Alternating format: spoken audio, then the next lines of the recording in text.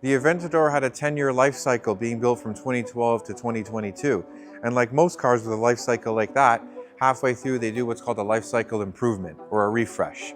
I'm Neiman from MVL Leasing, and this is a 2020 Aventador S. Don't forget to like and subscribe and comment, and don't forget to hit that bell so you're notified every time we release a new video. The Aventador was introduced in 2012 and it remained relatively unchanged till about 2017. So when the car first came out, it was called the LP700-4. For 2017 model year, for coupe only, they upgraded the car to and carry a new moniker, which is Aventador S.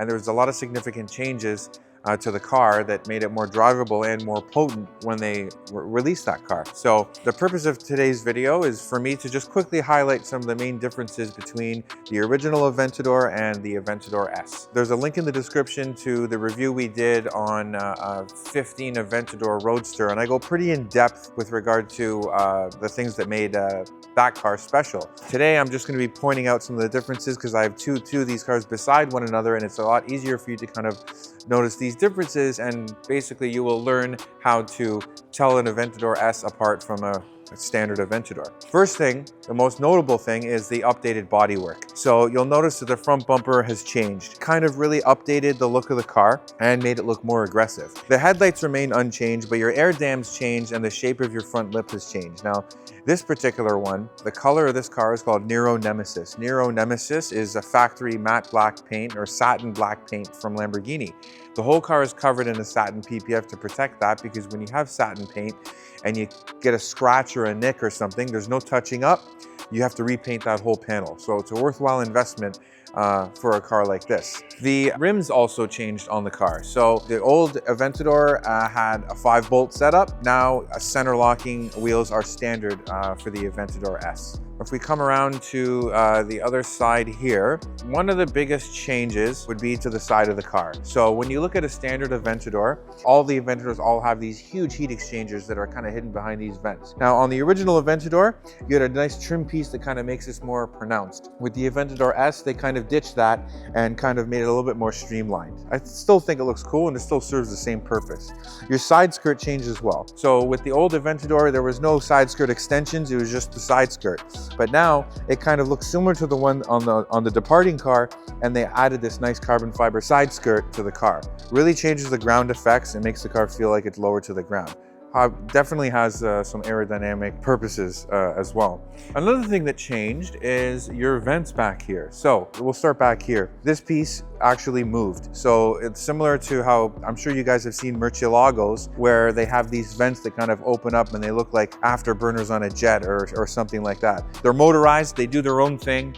They open depending on speed and temperature. But for the Aventador S, it's all fixed. So it's less complicated and still serves the same purpose. So this basically helps cool your engine. This is still for your air intake. It all serves the same purpose and it fits the same way, but just in a less complicated manner. Another thing that I mentioned to you guys that was a huge improvement on the Aventador's handling is that 4-wheel steering became a standard feature with the Aventador S. The rear wheels turn in opposing directions at low speeds and they turn in the same direction at high speeds. This helps with stability and it helps with handling. It was a huge improvement to this car because your wheelbase is very long. When you make that sort of improvement to a car with a wheelbase like this, it really shows. If we come around to the back here, the whole rear end has been revised. So the tail lights remain the same, and I'm happy about that because the tail lights look extremely mean on this car. But the grills that are beneath your tail lights have changed relative to the LP700. Your rear diffuser has changed. You have taller fins as part of your diffuser. Your exhaust is new. So it's all in a different shape, all kind of tying in with that whole hexagonal design cues that the car has. This one's spec'd really nice because this diffuser is fully decked out in carbon fiber. Not all of them are like that, but this one is, and it's exposed. And this has a protective paint protection film on it as well, which helps because it can be a challenge to repair carbon fiber, say if you bump into something. So any level of protection you have to protect the surface of the car is very worthwhile. The Aventador SV, this car came out in 2016. What Lamborghini did basically with that car, which was the top of the range at the time, They basically plucked a few parts off of that car. I'm simplifying it, but they plucked a few parts off of that car and put it into the standard production car, which is the Aventador S. So things like that are the exhaust, the center locking wheels, the four-wheel steering, things of that nature. Also, from 2017 and on, it was Aventador S. Prior to that, they have a badge here on the side skirt that says LP700-4. For longitudinal posterior, that's the positioning and the arrangement of the engine. 700 for 700 PS or horsepower. -4 means all-wheel drive. But after 2017, the cars kind of took on a different identity, and you had S, SVJ, and a couple special edition cars. The wheels on the LP700, these are nice wheels. They're forged, but it's a 5-bolt setup, okay? But we come over here and look at the Aventador S, standard center locking wheels. So you don't have any bolts anymore, and it's a really nice touch. I think these rims are very similar to the ones that you get on a Aventador SV, which was built alongside the original LP700. If we come to the back here, you're going to see how much the back end was changed and updated. So you have your same taillights that you did on the original Aventador, but all the venting beneath it and the rear bumper and the rear diffuser all changed. So you can see that these grills match the same pattern as the old Aventador, but it just has a slightly different look. So when we come over here and look at this one, these vents are a little bit bigger. It's not broken up at all like it is on the Aventador S. Your rear diffuser is a lot different. This rear diffuser has a couple fins in it, but they're generally pretty stubby. When you look at the fins on the Aventador S, they're a little bit taller and a little bit more pronounced. This wasn't just done for looks, it was done for downforce and air management, and the car does a really good job of doing that. Now, if we come over to the front of the original Aventador to me still looks mean, but you have your front bumper, you have two vents in there that house a couple of heat exchangers, and you have like this little centerpiece of your front bumper. Now, I still think this looks mean, but when we step over here and look at the Aventador S, they kind of added a little bit more ground effects. In this case, this one is decked out in carbon fiber.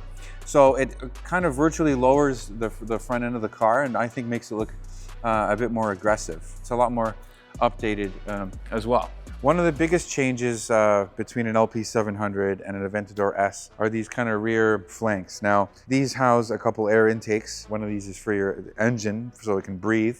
This piece actually moves. You don't have manual control over it, but at certain speeds and at certain temperatures, this piece will lift up slowly. Kind of reminiscent of the Lamborghini Murcielago, where most guys, they put them up and they pull the fuse so they stay up. But this does its own thing. You have no control over this. What changed with the Aventador S is now it's all fixed. So when you come over here and look at this one, this piece is fixed. It doesn't move, but still serves the same purpose. This helps engine cooling, and it makes more sense to simplify this component because you can never have too much cooling, especially in an Aventador. We've been driving this thing for 10 minutes and I can't even touch this glass. Ow. Okay, when it comes to the Aventador S, there's not a whole lot that's different in here relative to the LP700. Just a few quick things that I want to point out that I think are worth noting. One, and the most important, is probably your instrument cluster. So when we look at this in the Aventador S, they got rid of that silver binnacle. That kind of encapsulated or kind of like highlighted or bordered, I should say, the tachometer. Now it's all a big screen, so the imagery that it shows is very similar to what you see on the old car, but far more updated, and it's a higher quality screen as well. So I'm just going to fire the car up to show you all the different modes that you can go through. Now it's all a big screen. It's the color and the imagery looks a bit more crisp. Now, when I switch to the different driving modes, you can see that the car kind of, the instrument cluster changes a bit. So you can see that around my tachometer, now it's highlighted in red. And my gear indicator in the middle is bordered in yellow. Now, the cool thing is when I go to Corsa, everything changes. A lot of my performance vitals are on these little side screens here. Now my tachometer kind of goes across the top like this. It tells me what the car is doing. It tells me what the four-wheel steering is doing. There's a G meter that's built in here. These are all performance-related information that you want close at hand and easy to see and understand when you're on a circuit. They didn't have this benefit with the original Aventador. We're going to show you the old instrument cluster right now.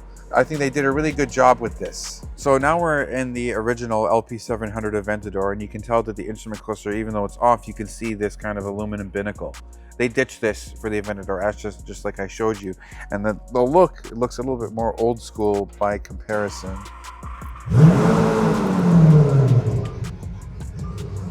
So when I have this instrument cluster lit up and I switch to the different driving modes, nothing really changes. On the Aventador S, it's a little bit more animated. Also, you'll probably notice that in the Aventador S, the tachometer goes up to 10,000 RPM. This one only goes up to 9. That doesn't rev any higher than this one does. They just kind of added the number 10 there. I believe the car redlines at like 8,300 RPM, which is really fast for a V12. But all of these performance vitals, these all are always stationary. They never move.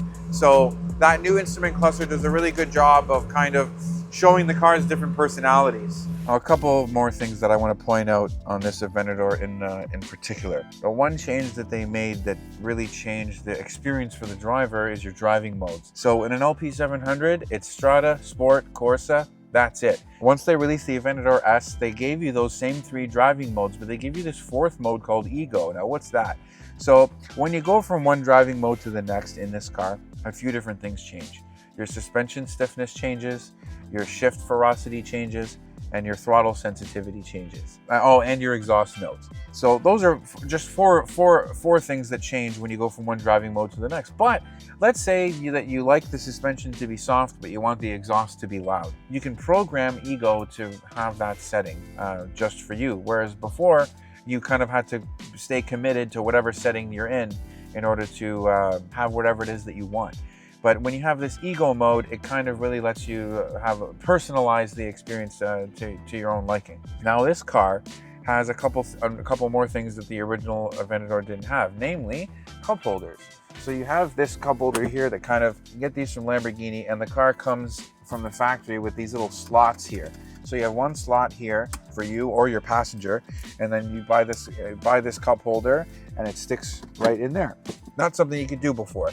They also have a similar slot that you have right here, also back here.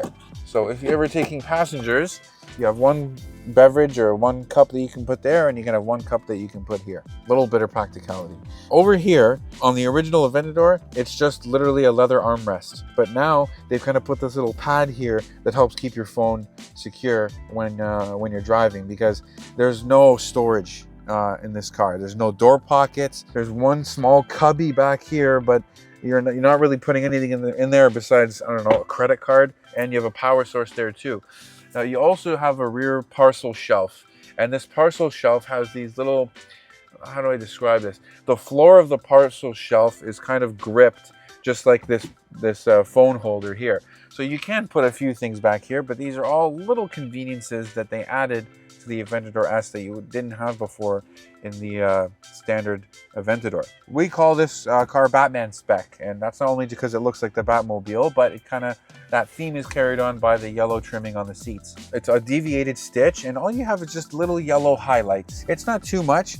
I think it gives the interior a lot of depth, because all black can be kind of boring, but when you have a hint of color like this, it really highlights the shape of the seat and kind of helps it stand out. This is all carried on in the roof as well. So this roof is all leather. It's all an option. Is in all leather, and it has these yellow strips in it with the deviated stitch to complement that. The Lamborghini badge that is on the dash in this particular car is done in gloss black. I thought that looks extra mean and extra evil. I like it a lot. This car also has the fire extinguisher. So the fire extinguisher is mounted right in front of the passenger's feet. Doesn't really encroach on their space too much, but a hint at some serious performance. All right, I've driven this Aventador many times. I actually leased it to a really good friend of mine. We ended up getting the car back. So I'm definitely familiar with this ball. So I'm gonna put it in manual, put it in sport. Once the engine gets up to temp, the exhaust is gonna make a bit of a different sound. The mirrors are nice and wide, like the sides of the mirrors are pointed, and you need it because the flanks or the rear fenders of these cars are just huge. All right, rock and roll. There we go. For a factory exhaust system, it actually sounds sick. A lot of snap, crackle, and pop.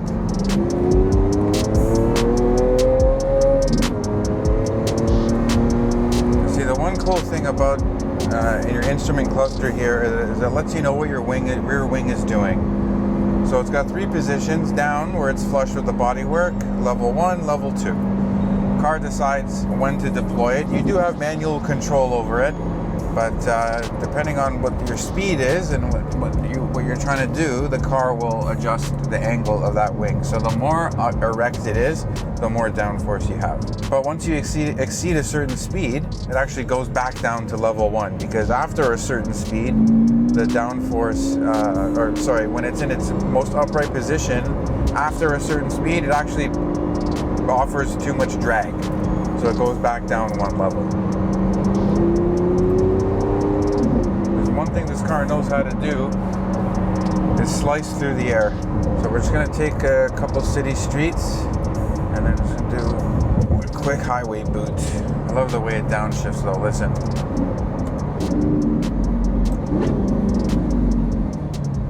Every time you downshift, it almost sounds like a whip. The downshifts for me are just as exciting as the upshifts.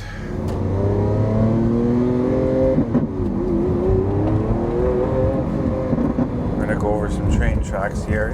These ones aren't bad, but there we go. The car is like a bit more tolerable than your Gen 1 Aventador, the LP700. Like everything was revised and tweaked for this purpose, not only to make the car faster and more potent, but also a little bit easier to use. Your transmission is revised. It's still the independent shift rod, it's still the single clutch, but a lot of things were changed. Your ECU is new on this car. It doesn't share the same ECU as the LP700. Your suspension is revised. That's made by a company called BWI Group, whereas in the original they were made by Öhlins. Something to keep an eye on with these Aventadors is that rear suspension, because it's push rod and the shock absorbers are sitting right in the engine bay. And like I told you guys before, that engine bay gets really hot. So when it gets really hot, it kind of ages your shock absorbers, because normally they're nowhere near the engine and don't have to face this type of heat. Something to keep in mind. In my opinion, I like the Öhlins ones better. They look better. Öhlins is a name I know and trust.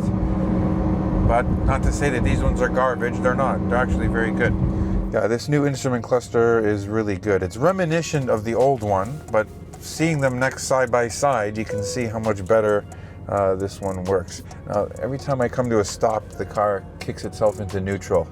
And I had mentioned to you guys that when you have a single clutch, the car does this to save the life of the clutch. If the transmission is hot or the car itself is hot, you don't want your clutch just making contact with your friction plate when you're not moving, because if you do, that increases the temperature on your clutch and it wears faster.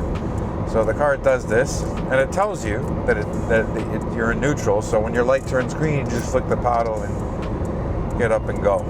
When you drive a Aventador, like this thing really loves, when it comes to handling, it really likes the sweeping bends. Because you have such a long wheelbase, it kind of negotiates those bends a lot better, or differently, I would say, than a Huracan. Huracans will out-handle an Aventador. That doesn't mean the handling on the Aventador is bad. It just means it's really just by virtue of the wheelbase. The longer the wheelbase, the more you're sacrificing handling. That's why when I was describing to you that one of the biggest improvements on this car versus its predecessor is the 4-wheel steering. Because when you have 4-wheel steering, it virtually shortens the wheelbase of the car, thereby greatly improving your handling. And it's this car is the perfect example of that.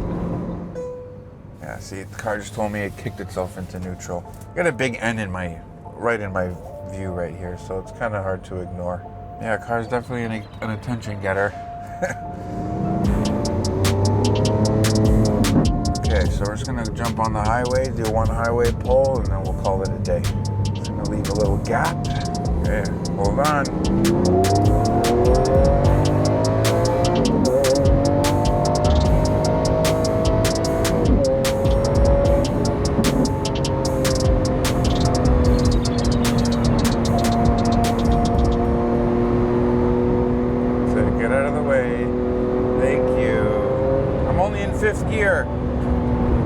Good brakes. There we go. Nice turn. My nice S turn. Just control that understeer, sorry. There we go.